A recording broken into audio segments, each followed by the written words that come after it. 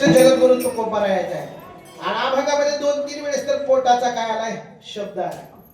तुम्हाला ज्याची गरज आहे त्या अभंगामध्ये आज संपूर्ण लिहून ठेवलेलं आहे. प्रत्येकाला गरज कशाची आहे बोला? पोटाची. माणसाच्या मूलभूत 3 गरजा आहेत, बरोबर आहे का? कोणते? अन्न पाणी नाही, अन्न वस्त्र निवारा. पाणी तर आहे, अन्न मध्ये पाणी येत आहे. माणसाच्या मूलभूत गरजा कोणत्या? अन्न, वस्त्र आणि निवारा. या 3 माणसाच्या मूलभूत गरजा आहेत. पण त्याच्यापेक्षा सुद्धा, वस्त्रापेक्षा सुद्धा, एक वेळेस वस्त्र अंगाला नसेल तर चालतंय, एक वेळेस राहिला निवारा नसला तरी चालतंय, पण पोटाला काय पाहिजे? अन्न पाहिजे. सगळ्यात जास्त गरज कशाची आहे? अन्नाची आहे. पण याच्या पुढे जाऊन मी 3 शब्द सांगतो तुम्हाला. काय गोष्टी आवश्यक आहेत, काय गोष्टी अनावश्यक आहेत, आणि काय गोष्टी अत्यावश्यक आहेत. या 3 गोष्टी लक्षात ठेवल्या की कीर्तन सगळं कळालं पाहिजे. काय गोष्टी कशा आहेत? तुम्ही काय नाराज आहो का माझ्यावर? नाही ना? मग बोला की जरा. ऐका. काय गोष्टी आवश्यक आहेत, काय गोष्टी अनावश्यक आहेत, आणि काय गोष्टी अत्यावश्यक आहेत. आता पहिली गोष्ट आवश्यक आहे. काय आवश्यक आहे? भूक लागली, जेवण करणं आवश्यक आहे. तहान लागली, पाणी पिणं आवश्यक आहे, बरोबर आहे? भूक लागली, जेवण करणं आवश्यक आहे. तहान लागली, पाणी पिणं आवश्यक आहे. पण जेवण झाल्यानंतर तंबाखू खाणं अनावश्यक आहे. अजून पुढे जाणून घ्या. तहान लागली, पाणी पिणं आवश्यक आहे, पण पाण्यात पाणी टाकून पिणं, ज्याच्या लक्षात आलं त्याला धन्यवाद. मला वाटलं होतं सत्यात यायची नाही पाण्यात पाणी टाकून, तरी मी तू सुखी राहतो. जाऊ दे, आता त्यांच्या मनाचा दोष आहे तो, आपल्याला काय. पण ऐका, पाणी पिणं आवश्यक आहे, जेवण करणं आवश्यक आहे, जेवण झाल्यानंतर तंबाखू खाणं अनावश्यक आहे, आणि पाण्यात पाणी टाकून पिणं अनावश्यक आहे. पण काही गोष्टी अत्यावश्यक आहे. एक वेळेस पाणी नाही पिलं, जेवण नाही केलं तर माणूस 21 दिवस जिवंत राहतो. पण काय गोष्टी अत्यावश्यक आहेत? कोणत्या? श्वास घेणं ही कशी गोष्ट आहे? एक जण म्हणला नाही महाराज आपण घेत नसतो श्वास. 21 दिवस माणूस अन्न पाण्याशिवाय जिवंत राहते. आपण मी 21 दिवस काय करणार? श्वासच घेणार नाही, राहील का? बरं ना? किती वेळ माणूस श्वास रोखून ठेवेल? किती वेळ? 1 घंटा, 5 सेकंद, बरोबर आहे? जर योग साधना केली तर योग साधनेच्या जरा टायमिंग वाढेल. पण एक ना एक दिवस त्याला श्वासाची जेवढी गरज आहे तेवढीच गरज माणसाला. अन्न पाणी तर प्रत्येक जन्मामध्ये भेटलेच आपल्याला. अन्न पाणी प्रत्येक जन्मात भेटलंय, पण देवाचं नाव प्रत्येक जन्मात घेता येत नाही. येची देहीकडे देवाचे भजन म्हणून देवे दिले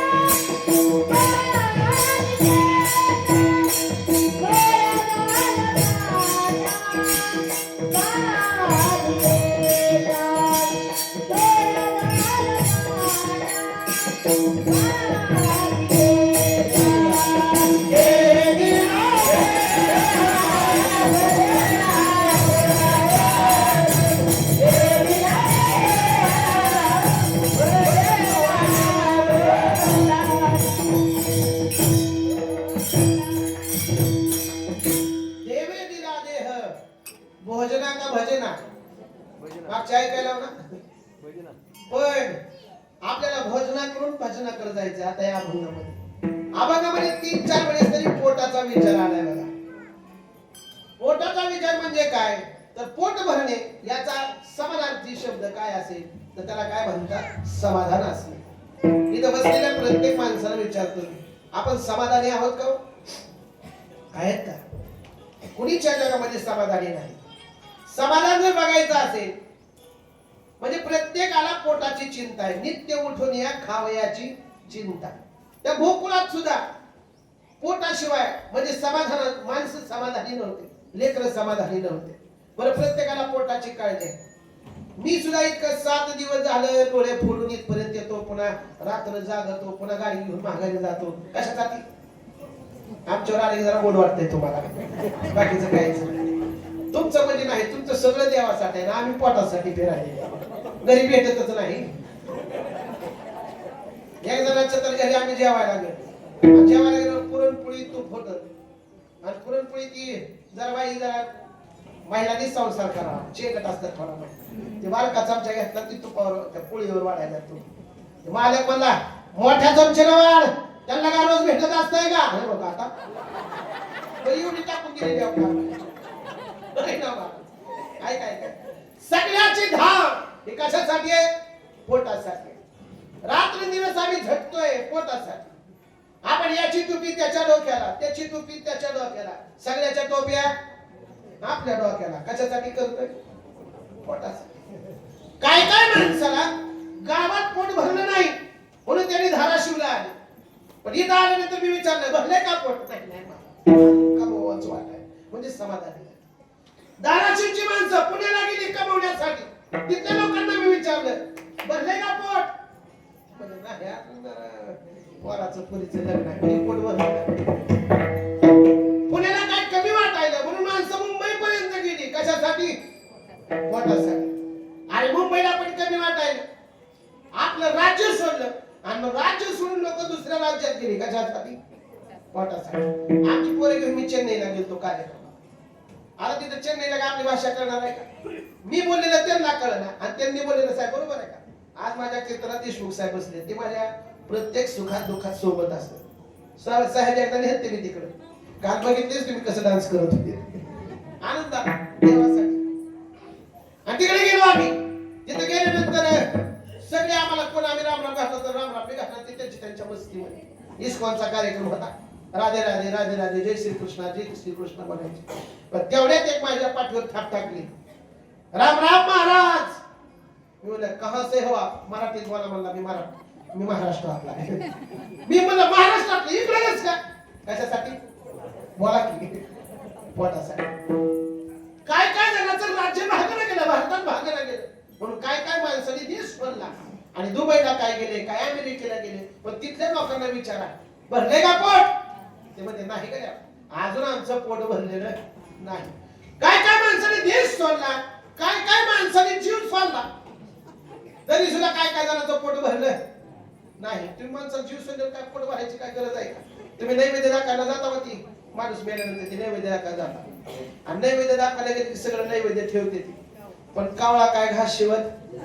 पण एक जर हुशार असते त्याला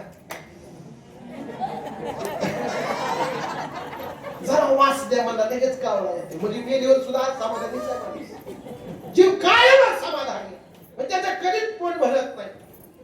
अशी बरीच पोरं गोकुळामध्ये होती की ज्यांचं समाधान होत नव्हतं, जे पोटानं अशी गरीब होती, दिसायला हाडकुळी होती. अशा हाडकुळी असणारी पोरांना जगद्गुरु आपल्या श्रीकृष्ण भगवान परमात्म्यानं पाहिलं आणि पाहिल्याबरोबर सगळ्यांना विचारलं, कुठले आहेत तुम्ही? अरे आम्ही गोकुळातलेच आहे. तू? मी या गोकुळाचा राजा आहे. ऐका ना, आपल्या गोकुळामध्ये गोकुळ कशाला म्हणायचं? गो म्हणजे गाई आणि कुळ म्हणजे समूह. जिथं गायींचा समूह आहे त्याला गोकुळ म्हणतात. आणि धार्मिक दृष्ट्या त्याचा जर विचार करायचा झाला, आध्यात्मिक दृष्ट्या विचार करायचा झाला, गो म्हणजे इंद्रिय आणि कुळ म्हणजे समूह. इंद्रियांचा समूह म्हणजे गोकुळ म्हणजे शरीर आहे. इकडे मला न्यायचं नाही, तुम्हाला गोकुळात तिकडे न्यायचं. लक्ष्मी राहिला. गोकुळ म्हणजे काय? जिथं गायींची संख्या जास्त आहे त्याला गोकुळ म्हणतात. जिथं गायी खूप आहेत त्याला गोकुळ म्हणतात. पोरांनो, आपल्या गोकुळात एवढ्या गायी आहेत, पण तुम्ही अशी बुधवंती छाप कशी काय दिसताय? त्यांनी एक जण म्हणा, कृष्णा किती गायी आहेत आपल्या इथं? गोकुळामध्ये जेवढ्या ज्याच्याकडे जास्त गायी तेवढ्या त्यांना पदव्या दिल्या जायच्या. आपल्याकडे सरपंच, तुम्हाला सरपंच नाही का, नगरसेवक, नगराध्यक्ष, सभापती हे कळते ना. हे जशी पद आहेत तशी तिथं ज्याच्याकडे जेवढ्या जास्त गाई तशा पदव्या दिल्या जायच्या. तिथं उपनंद 9 होते. कोण होते? जरा जड जाईल ऐकायला पण ऐका. 9 उपनंद होते. कोणाला म्हणायचं उपनंद? ज्याच्याकडे 5 लाख गाई त्याला उपनंद म्हणायचं. किती गाई? 5. जरा शाखा कधी बी वरडणार, कशा बी वरडणार. ओरिजिनल गावरान गाई किती होत्या? 5 लाख. ज्याच्याकडे गाई त्याला म्हणायचं उपनंद. आणि असे उपनंद किती होते? 9 होते. नवाबाची 45 लाख गाई कोणाच्या झाल्या? उपनंदाच्या. तिथं 9 नंद होते. किती नंद होते? कोणाला म्हणायचं नंद? ज्याच्याकडे 9 लाख गाई त्याला काय म्हणायचं? नंद म्हणायचं. काय म्हणायचं त्याला? असे नंद किती होते? 9 9 9 81 आणि पहिल्या 45 लाख. आता मला गणित येत नाही, मी 10वी ला गणितात नापास झालेलो आहे. तुम्ही आता फक्त मला गणित सांगा गाई किती होत्या. महाराज करायला का कॅल्क्युलेटर? करा करा. मला नाही सांगा, मी माझ्या पुढे कामाला येईल. लक्ष देऊ नाही. उपनंदाच्या 45 लाख गाई झाल्या. नंदांच्या 9 लाख गाई झाल्या.